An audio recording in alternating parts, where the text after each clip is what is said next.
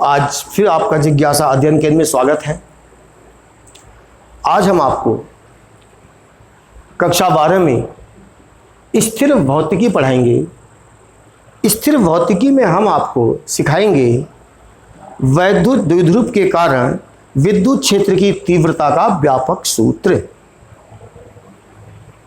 फिर से सुन लीजिए एक बार, क्या समझाएंगे आज हम? वैद्युत द्विध्रुव के कारण वैद्युत क्षेत्र की तीव्रता का व्यापक सूत्र। ये व्यापक सूत्र का क्या अर्थ है हम बताते हैं आपको, सुनिए ध्यान से। देखिए, आज हम वैद्युत क्षेत्र की तीव्रता उस बिंदु पर ज्ञात करेंगे जो बिंदु ना तो अक्षीय स्थिति में होगा और ना ही निरक्षीय स्थिति में होगा। वह बिंदु जिस पर हम विद्युत क्षेत्र की तीव्रता ज्ञात करेंगे वह ना तो वैद्युत द्विध्रुव की अक्षीय स्थिति में स्थित होगा और ना ही वैद्युत द्विध्रुव की निरक्षीय स्थिति में स्थित होगा, बल्कि वह बिंदु किसी अन्य स्थिति में स्थित होगा। ऐसे बिंदु पर विद्युत क्षेत्र की तीव्रता का सूत्र निकालेंगे। जब दिया गया बिंदु अक्षीय स्थिति में भी स्थित ना हो, निरक्षीय स्थिति में भी ना हो, बल्कि किसी अन्य स्थिति में हो, तब उस बिंदु पर विद्युत क्षेत्र की तीव्रता का जो सूत्र ज्ञात किया जाता है उसे व्यापक सूत्र कहते हैं। अब देखिए, शुरू करते हैं। पहले हेडिंग डाल दिया, वैद्युत द्विध्रुव के कारण वैद्युत क्षेत्र की तीव्रता का व्यापक सूत्र। ये बनाया वैद्युत द्विध्रुव, इसका एक आवेश माइनस क्यू, दूसरा आवेश प्लस क्यू। ये इन आवेशों को मिलाने वाली रेखा वैद्युत द्विध्रुव की अक्ष हो गई। ए बी वैद्युत द्विध्रुव की अक्ष है। पी वैद्युत द्विध्रुव का आघूर्ण है, जिसका मान आप जानते हैं P = 2QL होता है। पिछले वीडियो में आपने कई बार पढ़ा है। अब हमें विद्युत क्षेत्र की तीव्रता कहां ज्ञात करनी है? देखिए, वैद्युत द्विध्रुव की अक्ष के मध्य बिंदु से थीटा डिग्री के कोण पर r दूरी पर कोई बिंदु n स्थित है। वैद्युत द्विध्रुव की अक्ष के मध्य बिंदु से थीटा डिग्री के कोण पर बिंदु O से r दूरी पर कोई बिंदु n स्थित है। इस बिंदु n पर हमें विद्युत क्षेत्र की तीव्रता ज्ञात करनी है।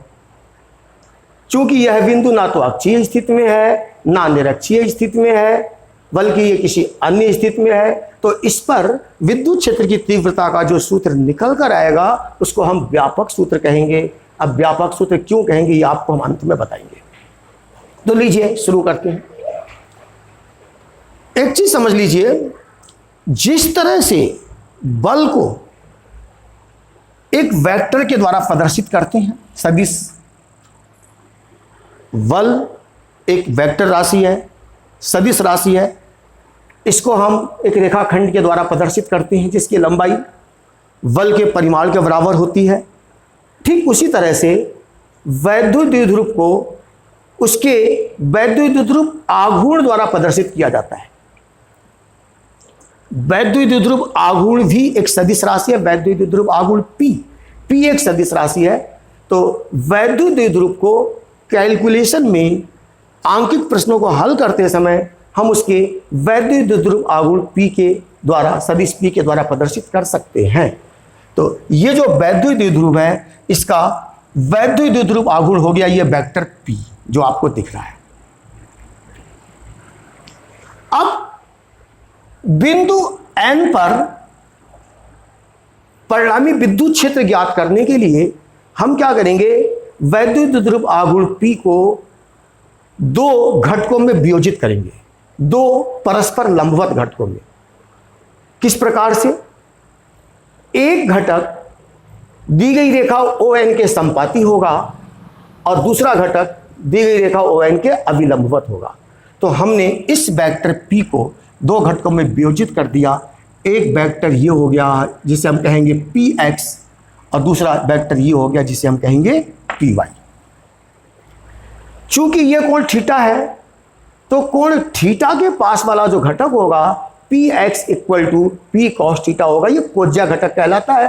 कोण के पास वाला घटक कोज्या घटक कहलाता है, जो कि कक्षा 11 में आप बहुत बार पढ़ चुके हैं।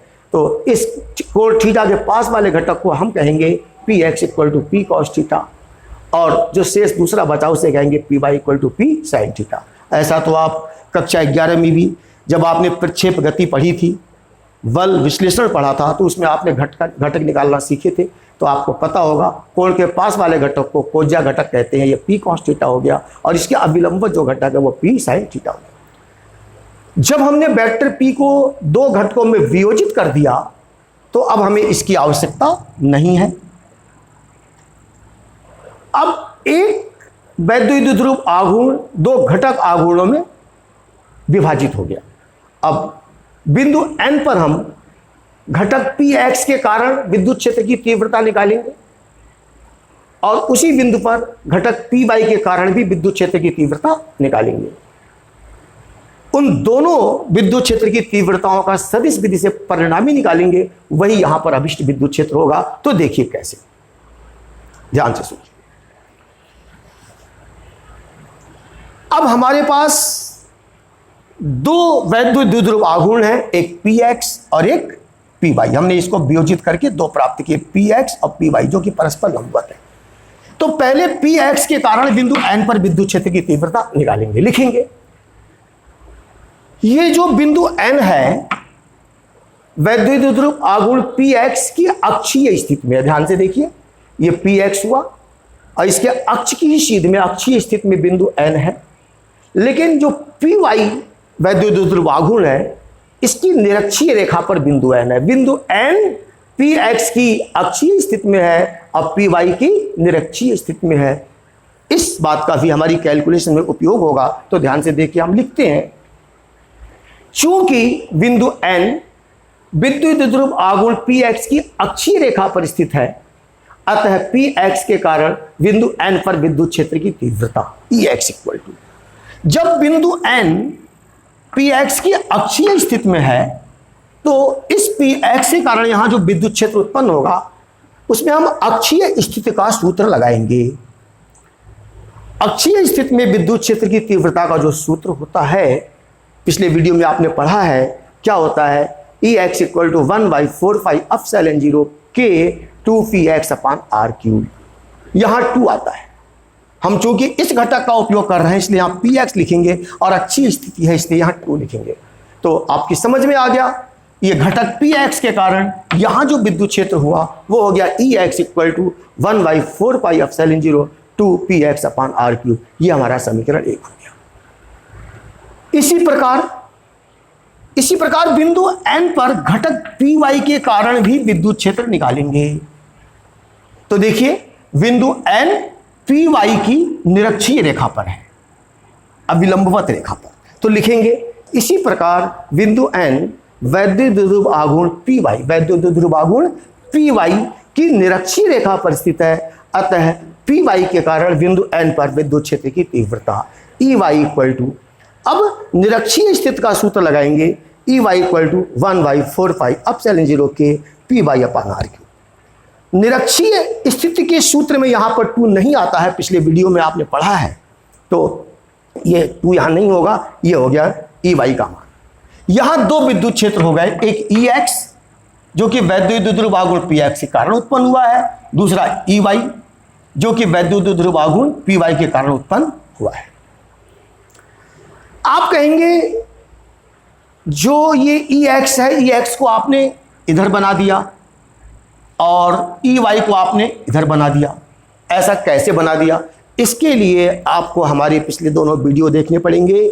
उसमें बताया गया है कि अक्षीय स्थिति में जो विद्युत क्षेत्र की तीव्रता उत्पन्न होती है वो वैद्युत द्विध्रुव की अक्ष के अनुदिश होती है, और निरक्षीय, किसी वैद्युत द्विध्रुव आघूर्ण की निरक्षीय रेखा पर, निरक्षीय स्थिति में जो वैद्युत क्षेत्र उत्पन्न होता है वो वैद्युत द्विध्रुव आघूर्ण की अक्ष के समांतर किंतु विपरीत दिशा में कार्य करता है। तो ये वाला वैद्युत क्षेत्र इस वाले वैद्युत द्विध्रुव आघूर्ण के समांतर होगा, मगर इसके विपरीत होगा निरक्षीय स्थिति में। ये मैंने पिछले वीडियो में कई बार रिपीट किया है, आप देखिएगा पिछला वीडियो। जो बच्चे देखकर आए होंगे, जिन्होंने उसे पढ़ा होगा उन्हें इसमें दिक्कत नहीं होगी। फिर भी मैं दोबारा बोल दूं, देखिए वैद्युत द्विध्रुव आघूर्ण के कारण अक्षीय स्थिति में जो विद्युत क्षेत्र उत्पन्न होता है, उस विद्युत क्षेत्र की दिशा वैद्युत द्विध्रुव आघूर्ण के अक्ष के अनुदिश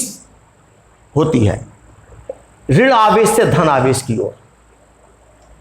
दूसरी बात, किसी वैद्युत द्विध्रुव आघूर्ण की निरक्षीय रेखा पर, ये इसके लिए ये निरक्षीय रेखा हो जाएगी। निरक्षीय रेखा पर जो विद्युत क्षेत्र उत्पन्न होता है उसकी दिशा वैद्युत द्विध्रुव आघूर्ण की अक्ष के समांतर किंतु विपरीत होती है। इसकी अक्ष इधर को होगी तो वो जो वैद्युत क्षेत्र उत्पन्न होगा वो इस अक्ष के समांतर किंतु विपरीत होगा, इधर को होगा। ऐसा वहां बताया गया आपको पिछले वीडियो में। तो दो विद्युत क्षेत्र हो गए EX और EY। अब हम इन दोनों का परिणामी ज्ञात करेंगे। ये दोनों परस्पर लंबवत हैं।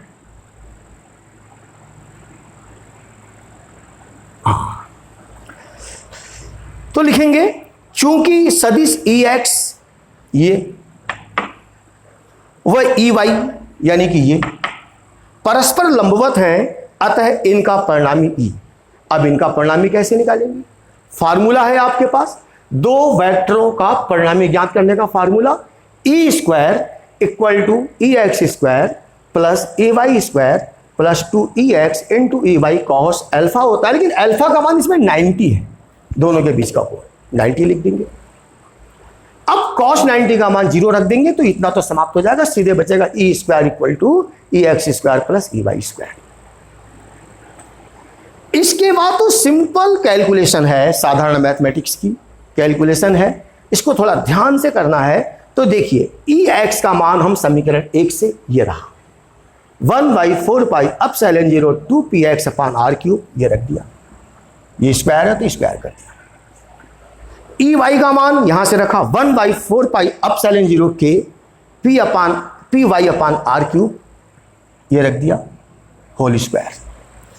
गणना को सुगम बनाने के लिए क्या किया मैंने, देखिए 1/4 पाई एप्सिलॉन 0 के और इधर ये r3 अपान में बटे में r3 यहां भी है और यहां भी है, ये सारा कॉमन है। 1/4 पाई एप्सिलॉन 0 के यहां भी है, 1/4 पाई एप्सिलॉन 0 के यहां भी है, अपान में r3 यहां है, यहां भी r3 है। इसको कॉमन लिया, ये लीजिए 1/4 पाई एप्सिलॉन 0 के इंटू 1 अपान r3 का होल स्क्वायर कॉमन ले लिया।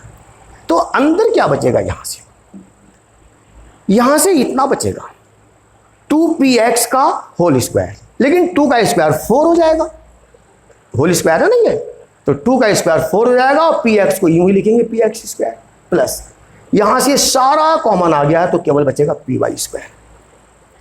अब px का मान आप जानते हैं, कहां है px का मान? px का मान चित्र में लिखा है, ये देखिए px क्या है, कोज्या घटक है, px equal to p cos theta और py equal to p sin theta.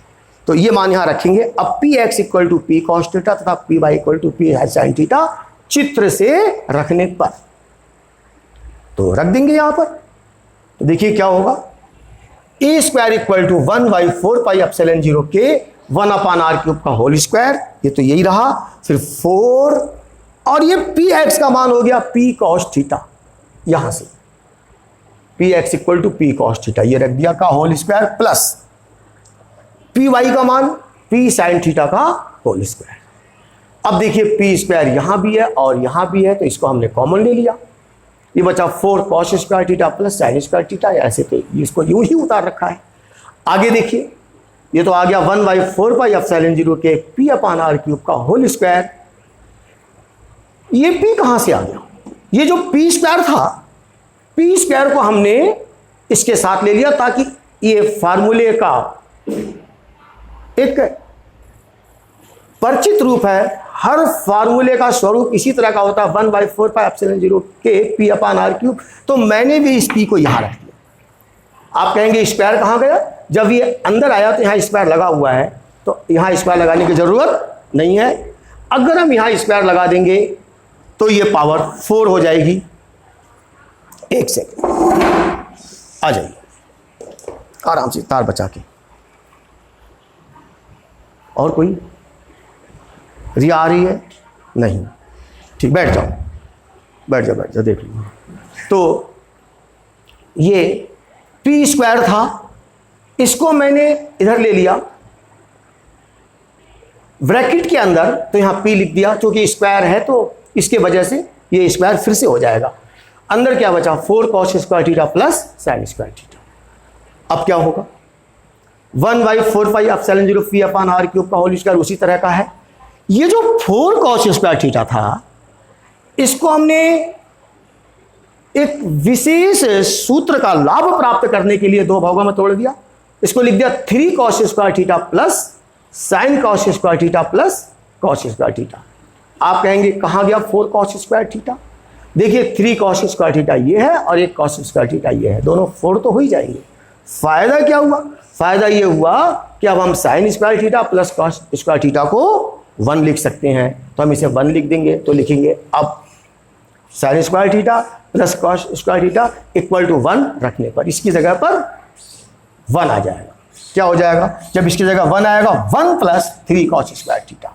ठीक है, ये इतना फिर से देख लीजिए, ये 4 cos स्क्वायर थीटा था, तो मैंने इसको लिख दिया 3 cos स्क्वायर थीटा। इसमें का जो 1 cos स्क्वायर थीटा बचा उसे इस साइन स्क्वायर थीटा के साथ लिख लिया।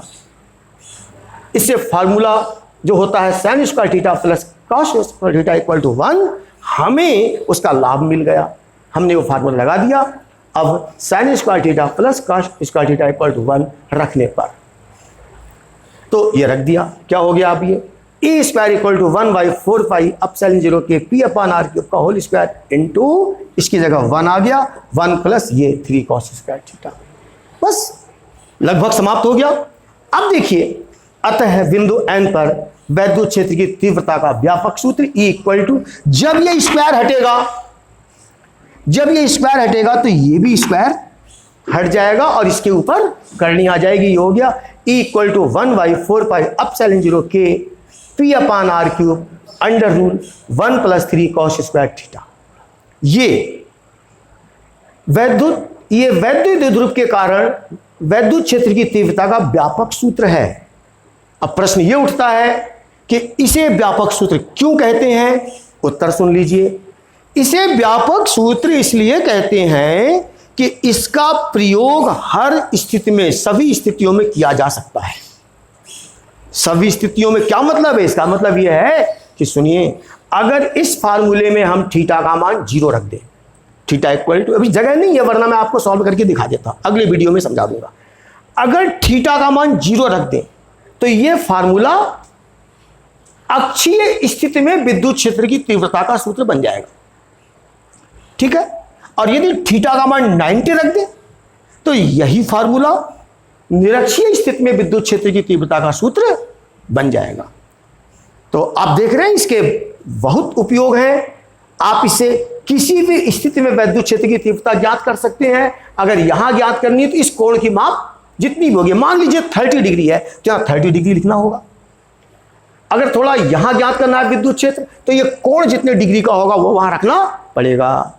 ठीक है, अगर इस कोण का मान आप 0 रख देंगे तो इसी फार्मूले से आपको अक्षीय स्थिति में विद्युत क्षेत्र की तीव्रता r दूरी पर प्राप्त हो जाएगी, और इसी फार्मूले में थीटा का मान 90 रख देंगे तो निरक्षीय स्थिति में इसी सूत्र से आपको विद्युत क्षेत्र की तीव्रता r दूरी पर प्राप्त हो जाएगी।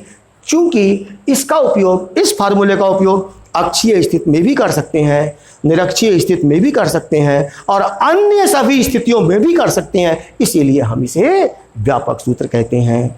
धन्यवाद। आज का टॉपिक यहीं पर समाप्त करते हैं।